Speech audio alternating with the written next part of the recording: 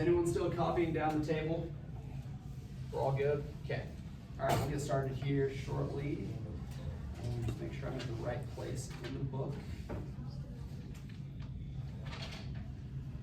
Okay, so with this chapter, with chapter 2, it's going to be super similar to chapter 1, you guys.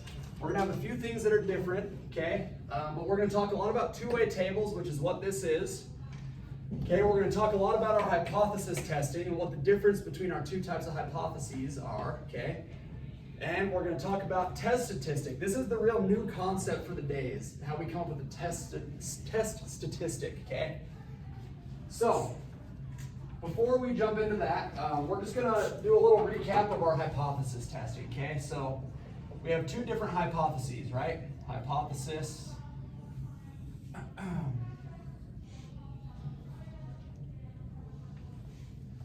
Okay, we have H naught. This is our null hypothesis. And the claim with the null hypothesis is basically any performance, or let's just say the performance we care about, right? So the performance is likely due to random chance.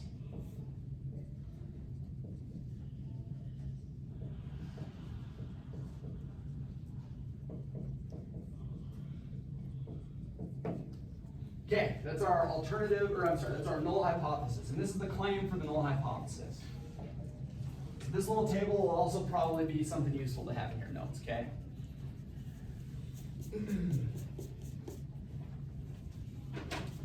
So our alternative hypothesis is HA. Okay, and we're going to have like 4 columns here. We've got the claim.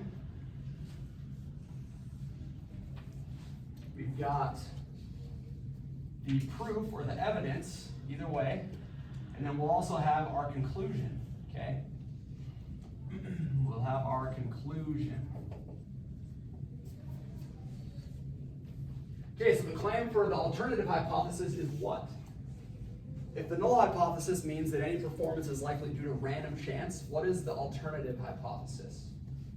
Do you have a notebook, Michael? Okay, everybody should have note paper out. You need some, Sage? You good? I can grab you like a paper, just take notes on. That's cool. Paper and a pencil. You hate taking notes? It's the bane of my existence. Well, just take some notes for me, please. That would be fantastic. I will write random words down on a paper for you. Write words down on paper. Thank you so much. And then I will throw it away. Maybe take like a picture of it with your brain before you throw it away. Yeah, that's what I was doing with the board, but I had a problem with that. Okay. So the alternative hypothesis says that the performance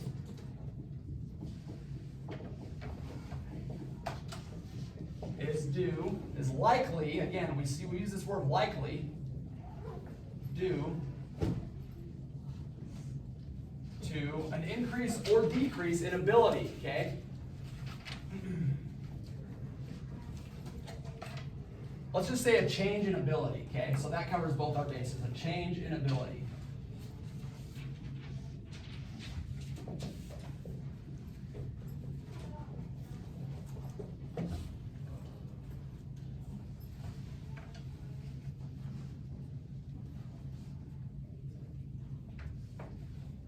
Okay, so for our null hypothesis, our proof to say that the performance is likely due to random chance is when we get a p-value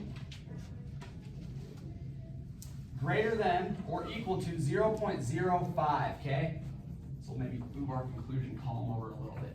So this is basically for any big p-value, okay? Any big p-value.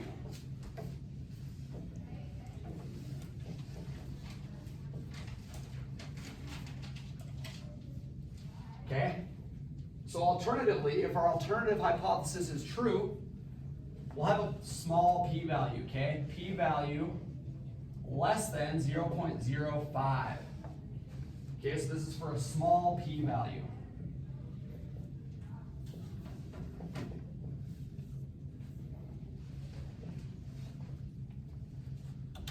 Okay, really this is going to be the basis of like everything we do in this class, okay? The next thing we're going to do is come up with our process for doing this for any problem that we ask, okay? And it's a 5-step process. I'm sure when I start writing on the board, I'm going to forget one of the steps. It'll be a 4-step process, but we'll cross that road when we get to it, okay? So our conclusion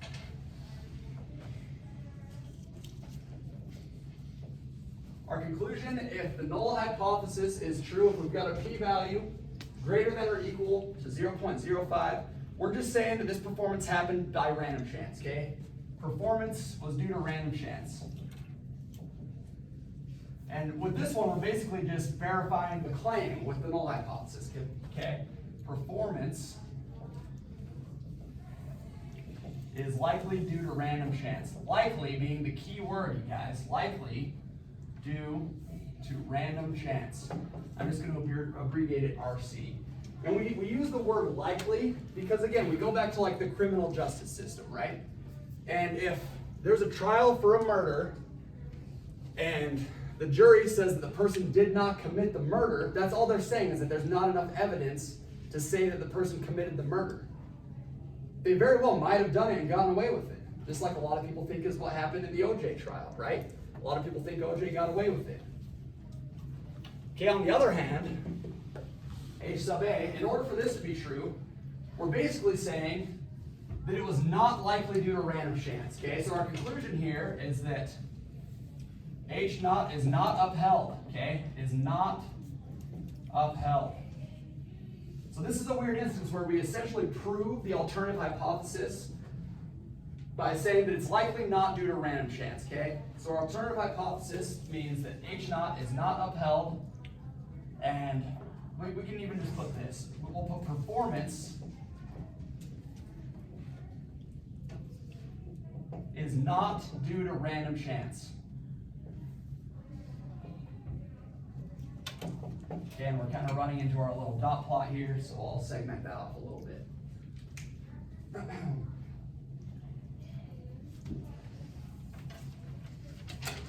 Okay, does this make sense so far, you guys? We're all following along, I hope. And again, going back to like a murder trial or something like that, for them to be convicted, okay, that means there's a lot of evidence that they were there. And this is why we say, we try to use that word likely as much as possible. They likely committed the murder, but we don't really know for sure. People have been framed in the past, right? You could have your DNA found at a crime scene where you didn't actually commit a crime. It's possible. So we're saying that it's just likely. There's enough evidence to say that it's pretty likely that the person committed the murder. It's pretty likely that a performance was due to a change in ability, okay? So now we're going to go back to this example, okay? We're going to go into the problem of the day. Okay, so this two-way table represents the wins and losses for the 2008 Arizona Cardinals. Okay, so in this column we have their home games. They won 6 games at home, lost 2 games at home, a total of 8 games at home, a total of 8 games on the road. They didn't do as well on the road, right? 3 wins, 5 losses, 8 total games. Okay, their overall wins, they went 9-7. They played 16 games, okay? They went 9-7 here. So claim 1 was our null hypothesis, right? The Cardinals had the same ability to win at home versus on the road. The difference in performance was just due to random chance, okay? They just played better. It had nothing to do with home field advantage. Our alternative hypothesis, the Cardinals had a greater ability to win games at home. Okay, that's the one that we're trying to prove. And we're going to come up with a process now for proving it, okay? So this is our 5-step process for hypothesis testing. And this is like the most important process you'll learn all year. So if something happens, we get quarantined like tomorrow, hey, you guys have your 5-step process, okay? So 5-step process for hypothesis testing.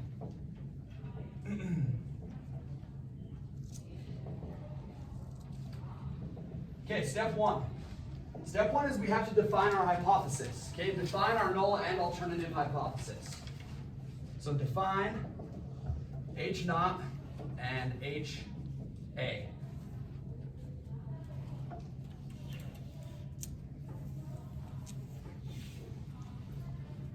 Okay, step 2 is going to be come up with a graphical representation of the data.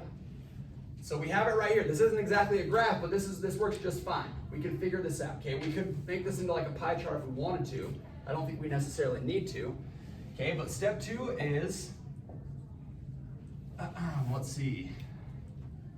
display the information graphically. Sure, let's just say that. Display the data using charts or graphs.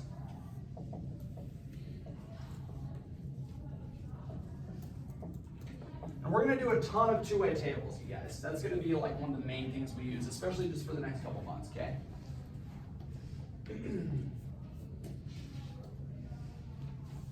Okay, so we've defined our hypotheses. We've got a graph here. Okay, the next step, and this is going to be what's new today, you guys, is going to be coming up with a test statistic, okay? Defining our test statistic.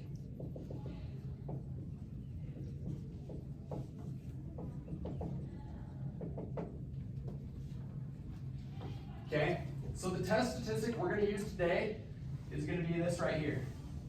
That triangle is delta, okay? So triangle WP, what this is delta WP, and what that stands for is change in winning percentage at home versus on the road, okay?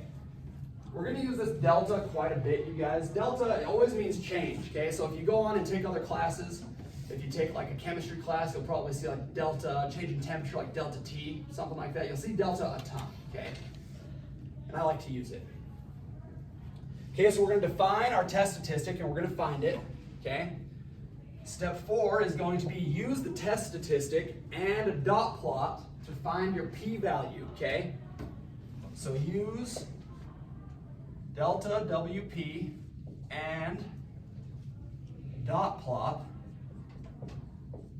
to find p-value, okay? Because p-value, this is our proof, right? We need our proof. This is how we find it. Use delta p and a dot plot to find p-value, or to calculate p-value. That's probably a better way to say it, to calculate p-value.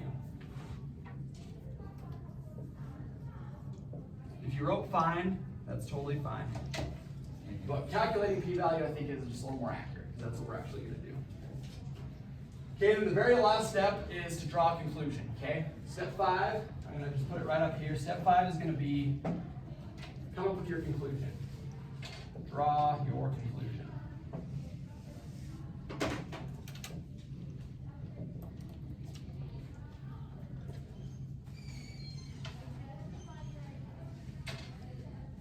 Okay, so there's our 5-step process for hypothesis testing. I'm like super process oriented just in general, you guys. I always have been. I think it's like a key to succeeding in life, okay? Because you can have a process like I bet there's a bunch of different people that work a bunch of different jobs in here, and you probably have different process at every job, right? Like I remember the first time I ever got hired on at a job, I had no idea what I was doing. I worked at a restaurant, customers were yelling at me, I was just like flustered. But by like week 2, week 3, I kind of had a process. It was like I show up, I clock in, I do this, I check these things, I check these things. There's like all these things that you just do, and you always have a process, okay? I think it's really important in school as well, okay? So I'm always going to give you guys like a process for success. And you're going to be able to use this 5-step process for like 90% of the stuff we do in this class, okay? There's a couple other things where it's a little different, but for the most part, this is what we're going to be doing, okay? So processes are going to be your best friend here. And they're always different, right? Like if you work at a restaurant, that's different from working at like a fast food restaurant.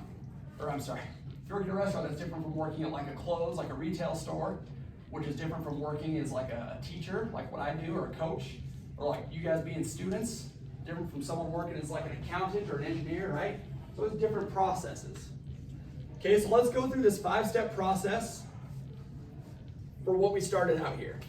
Okay, we want to know if the Cardinals' ability to win games at home is better than it is on the road. This is what we're testing, okay? So step 1 is defining H0 and HA. Well, we already did that. H0 is right here. This was claim number 1. HA is claim number 2 right there. Okay, step 2 is display the data using charts or graphs. Well, we already did that too. That's why I had you guys copy all this stuff down. We've got a 2-way table right here that's really going to help us out, okay? So step 3, this is what's new to you guys today. Step 3 is defining a test statistic. I always stumble over that phrase. Change in winning percentage, okay? Change in winning percentage. Okay, and the way we define this is very important, you guys. because we want to make sure we're always doing winning percentage at home minus winning percentage for all other cases, which in this case is on the road, right? Okay, so what we're going to do here is we're going to take winning percentage, WP, for home games, so WPH minus WPR. Winning percentage at home minus winning percentage on the road. Okay, so how do we define our winning percentage at home?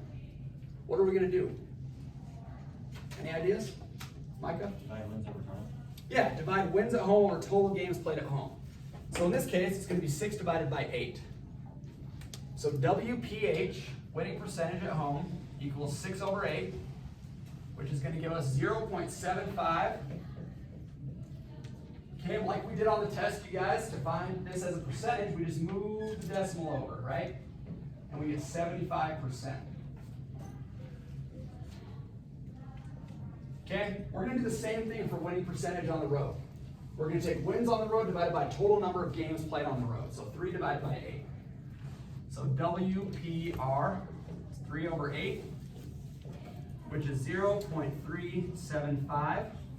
Okay, and again, we just move the decimal over 2 places, 1, 2, and we've got 37.5%. So much worse on the road, okay? Much worse. So now to find the change in winning percentage at home versus on the road, we're just going to subtract those. Okay, and this is where it's important to do home minus away. Okay, so we're doing 75 minus 37.5, 75 minus 37.5, and we get 37.5. That's the way the math works out, okay? So this is our actual test statistic. This is delta WP. Okay, and we're going to come back to this here in a minute. So we just completed step 3. We defined our test statistic. We defined it and we calculated it. We figured out that it's 37.5%. Okay, step 4 is going to be to use our test statistic and a dot plot to calculate our p-value. Okay, so what we're going to do here is we're going to talk about simulations for something like this. Okay, simulations. So I've got 16 note cards here. 9 of them are wins. 7 of them are losses. Okay, we'll shuffle them up a little bit. I shuffled them up already before class. We'll shuffle them up a little bit more. Okay, and what we're going to do is I'm just going to put home games here, and I'm going to put away games here. This is just a random simulation, okay? I've shuffled these up pretty appropriately, I think, so we'll just start. Okay, first game, and we have an even number of home and away games, so I'm just going to have 8 cards here, 8 cards there, all right? First one, home game is a win. Game number 2, we're just going to go every other. Away game is a loss. Our next home game was a loss. Our next away game was a win. We're 500. Home game, we won. Away game, we lost. Home game, we won. And so on, we lost. We got a win. I promise I shuffled these up, you guys. There's another win on the road. Yep. Oops. A loss at home. Another win on the road. A loss at home. Another win on the road. How the tables have turned. A loss at home. And another win on the road. Okay. So this was just a random simulation, right? So now let's calculate the change in winning percentage for this random simulation. Okay, I've got 1, 2, 3, 4. We won 4 out of 8 games in this simulation, okay? So I'm just gonna do this math real quick right here. 4 out of 8 means that for this simulation, because we're doing a simulation, I'll use a different color. We'll go ahead and use blue, okay? Because this is a simulation, 4 out of 8. So our winning percentage at home was 50%, right? 4 divided by 8 is 50%.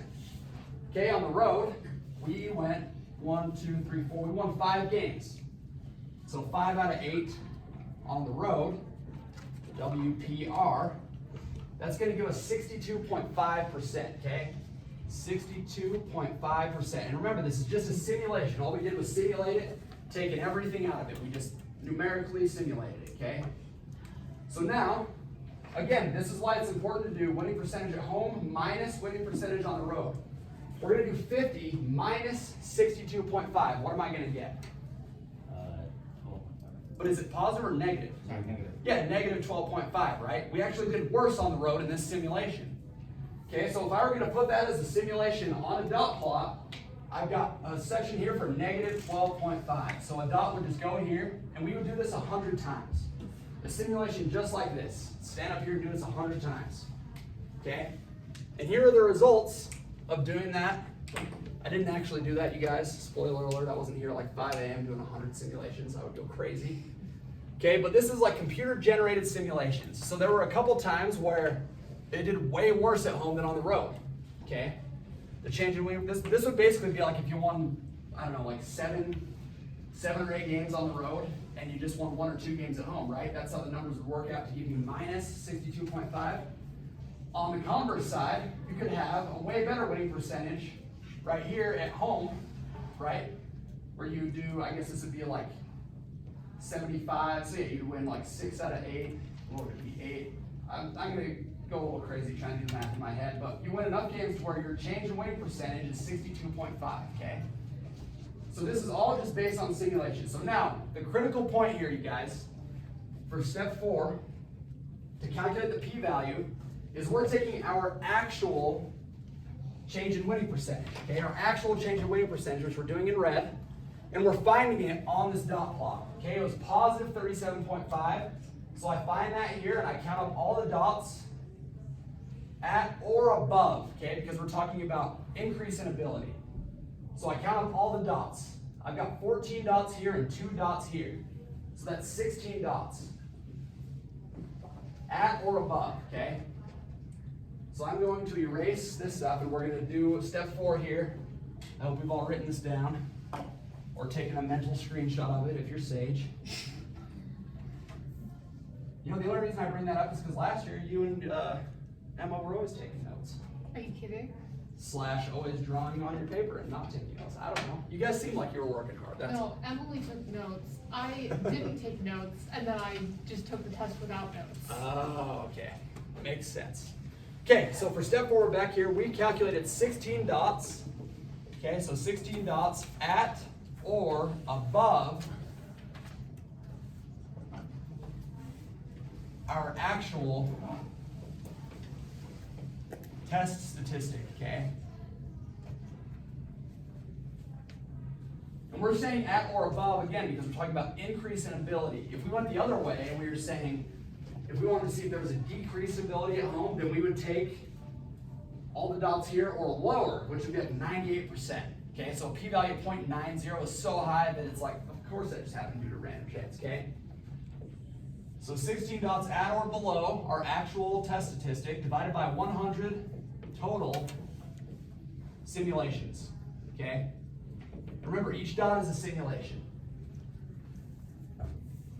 And this is going to give us our p-value. So what's the p-value going to be here? 16 divided by 100. 0.16. Yeah, you can. I'm going to just be consistent and always use decimals. But if thinking about it in percentages works for you, then keep going with percentages. That's totally cool. Okay, this is our p-value. So we completed step 4 here. We found our p-value. We're not done with the problem yet, okay, but we got a p-value. So now we're going to go back to that proof column on our hypothesis table, right? So 0.16 is greater than or equal to 0.05, right? Okay, so this was all step 4. I'm kind of all over the place, you guys. This was all step 4. Now we're into step 5. 0.16 is greater than or equal to 0.05. So what is our conclusion going to have to be? Which hypothesis is upheld? The null or the alternative? The null hypothesis. Good, you guys. Okay, so because 0.16 is greater than 0.05, H0 is upheld. And our conclusion is basically just that the change in winning percentage was likely due to random chance, okay?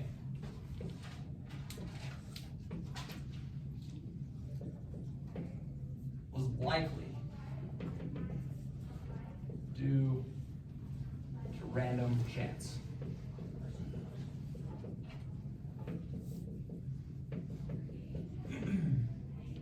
Okay, and this is our conclusion. So on a test, when we have questions like this is going to be the process that I want to see you guys going through, okay? A lot of the time, you're going to be given something like this. You'll be given a two-way table, you're gonna need to define your hypothesis, both your hypothesis, your null, and your alternative. You're gonna need to figure out what your test statistic is, but it's gonna be pretty obvious, kind of like what we did here, okay? You're gonna need to use your test statistic with a dot plot like we did here. This was the new part today, right? In order to count the number of dots. And then you're gonna draw your conclusion based on that. Okay, so hypothetically, let's see, how much time do we have left? We get out of here, we got like a whole hour left. Okay, so hypothetically, let's just change these numbers up a little bit. Let's say that we went 8-0 at home.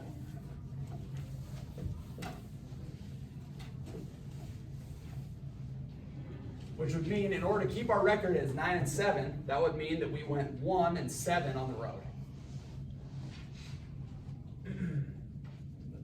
Wait a minute. We'd have to be 8-1. My numbers are a little off here. What am I doing wrong? 8-1. Home, okay, right here. There we go. Now I've got it right. Okay, so 8 wins at home, 0 losses at home, a total of 8 home games. 1 win on the road, 7 losses, total of 8 road games, 9 wins, 7 losses, we're good. Okay, so now if we were calculating that same test statistic, okay, the change, so I'm gonna erase all this and we're just doing this is all hypothetical, right?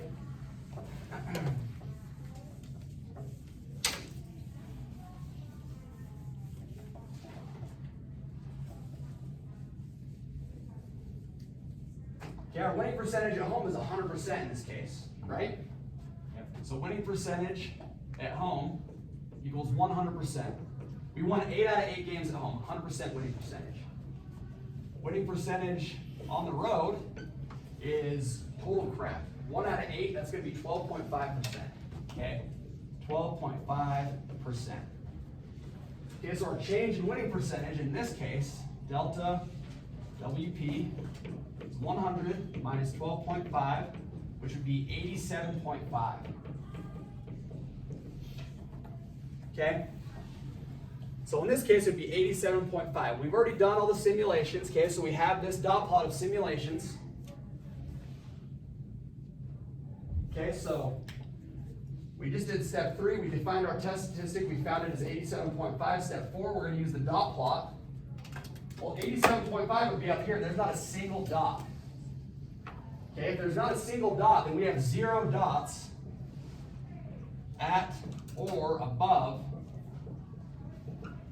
delta WP divided by 100 total simulations still, right? So in this case, our p-value is 0.00. We can even put decimals, it doesn't really matter. This would be our p-value. What do you think a p-value of 0 means? Yeah, it was absolutely, this is like as close as you could possibly get to proof that this actually had to do with the change in ability. This could not happen by random chance, you guys. And at the end of the day, the definition for p-value is basically how likely is it that this test statistic happened by random chance, okay? So that's why if you get a p-value of like 0.50, well, there's like a 50-50 chance that you just get that by random chance, right? Whereas here, for a p-value of 0, what this is saying is there is 0% chance this happened due to random chance, okay? And so this is why using more simulations is beneficial. The law of large numbers is kind of in play here. So instead of 100 simulations, let's say we went through this whole process and we found 10 dots, but we did like 100,000 simulations. Your p-value is going to be like 0.00001, which you're basically just saying there's like a 1% chance we made a mistake in the number, or a 0.001% chance we made a mistake in the number, right? So that's why small p-values basically means like fewer possibilities of making mistakes, okay? Something kind of interesting about this too is like, this is what like pharmaceutical companies kind of do with their testing. They do like placebo tests and then they do like actual tests. And the thing that's like maybe a little scary, I think it's better now, but back in like the 70s and 80s, their p-value threshold was not 0.05, like it was higher. So they basically were allowing for more errors in their testing, which is scary when you think about like testing drugs, right? So they basically got to the point where they're like, well, maybe 1 out of every 5 people is gonna like not do well with this drug, but that's okay, just send it out, right? And then all of a sudden people were like getting addicted to opioid drugs and it was not going well for anybody. So they had to like reevaluate their testing process to get it to the point where it's like the p-values probably for most pharmaceutical companies, their p-values are gonna be like 0.2, 0.3, maybe even 0.01, okay? That's what I meant, 0.01, 0.02, 0.03. And that's them essentially saying like 98 to 99% of people are gonna be like okay with this drug, which, I don't know, is that reasonable? It seems reasonable. Some people might disagree. Some people might think you should have like 100% of people that are gonna be okay, which is like hard to do. Okay, and honestly, this is kind of what they're doing right now with the coronavirus vaccine, okay? Like they have vaccines that they know work, they know get rid of the virus, but what are the side effects? And that's what they're doing now. That's why there's not a vaccine yet. Okay, because they got to go through this whole process of testing and making sure that they have enough confidence that the drugs are going to be okay and there aren't going to be adverse side effects. Cool? We all good, you guys? Everything making sense so far? Okay. So what we'll do now, before we make our NFL picks, is the people who haven't taken the test, you guys get your stuff out, get ready to take the test. People who have taken the test, I'm going to hand it back after I take those people to another room, okay? And then we're all going to be good. And we'll go over the test, we'll do our NFL picks, and we'll be good. And that'll be it for